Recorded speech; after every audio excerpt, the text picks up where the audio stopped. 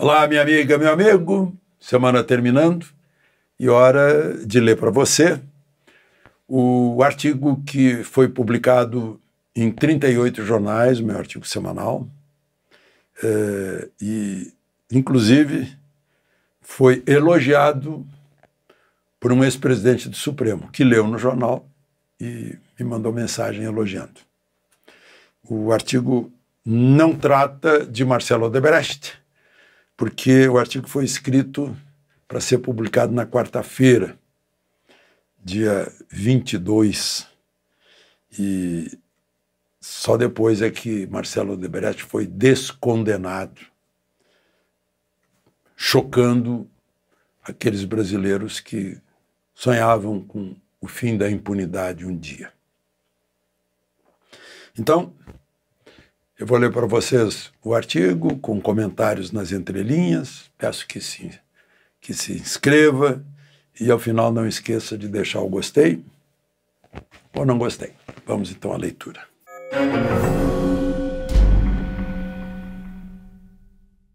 O título é Razões Supremas. Esse 21 de maio, eu estou dizendo esse porque 21 de maio é o dia anterior à publicação. Senão seria este 21 de maio, né? Esse 21 de maio foi o Dia Mundial da Língua Nacional. Aqui no Brasil é o português. A Constituição em vigor, a Constituição de 88, é a primeira que determina que a língua portuguesa é o idioma oficial da República Federativa no Brasil. Está no artigo 13. Eu não sei se esse 13 está dando má sorte para a língua portuguesa, coitada. Eu vi essa semana o despacho de um ministro do Supremo falando em standard, em vez de dizer padrão, né? Toda hora eu vejo aí ranking, por que não dizer lista? Enfim. A língua é um dos fatores que formam uma nação. A língua nos une. A língua pode nos separar também se nós fôssemos ucranianos. O ataque russo foi por causa de duas províncias em que se fala russo e não ucraniano. Então, vejam a força da língua. Hitler invadiu região dos Sudetos, Tchecoslováquia, né? Uniu a Áustria por causa da língua alemã que os unia. Os portugueses foram sábios, estrategicamente sábios, geopoliticamente sábios, conseguiram manter essa língua nesse país-continente. Bom, mas aí é outro assunto. Porque eu amo a nossa língua, está escrito aqui. Como jornalista, ela é a minha ferramenta. Com ela, comunico. Por isso eu acho que nós, jornalistas, temos que conhecer a nossa ferramenta, o significado de cada palavra, a força de cada verbo, a ligação de cada pronome, conjunção, para formar uma frase. Né? Eu cheguei a lecionar português por alguns anos nos cursos médio e superior. E sei que a língua portuguesa não tem gênero neutro, como o inglês, por exemplo. O inglês tem o it, se bem que o inglês chama navio de she. Né? Uma palavra só pode ser feminina ou masculina.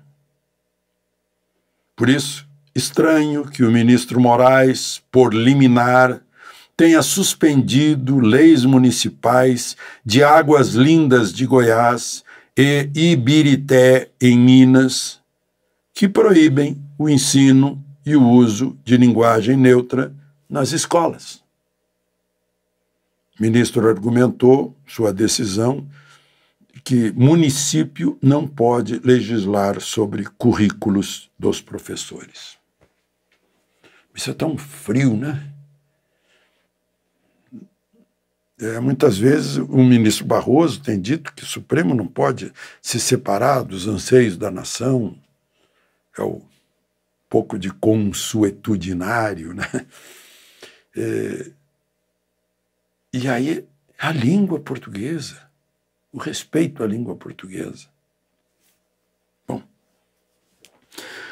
também é estranho que terroristas reais sejam menos punidos que pseudo-terroristas.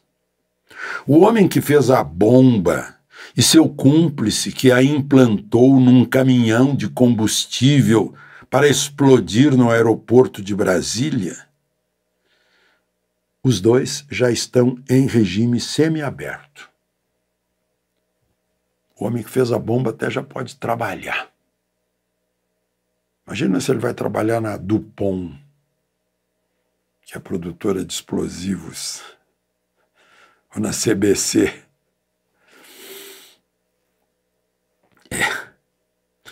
O construtor da bomba pegou 9 anos e 8 meses. E o que a plantou no caminhão, 5 anos. O que deu carona para o terrorista pegou 6. E ainda está em regime fechado.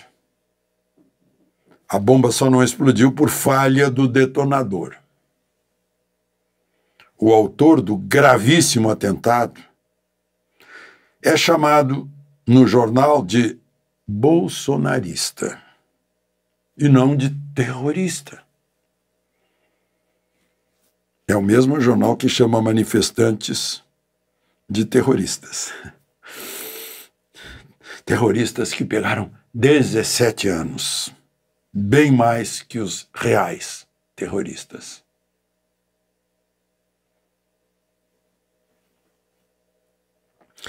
Eu já contei aqui, e estranho também, como votos da maioria do parlamento podem ser contrariados pela liminar de um único ministro do Supremo. Foi assim no comprovante do voto, em que uma liminar contrariou 71% do parlamento. Depois foi para o plenário, o plenário acompanhou, acho que com 9 votos, se não me engano, a liminar.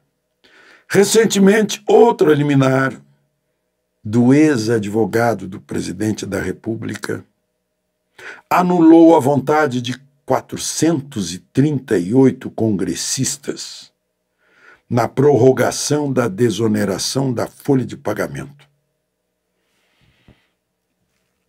Ia dar muito tempo para somar quantos eleitores representam esses 438 congressistas que foram contrariados por um.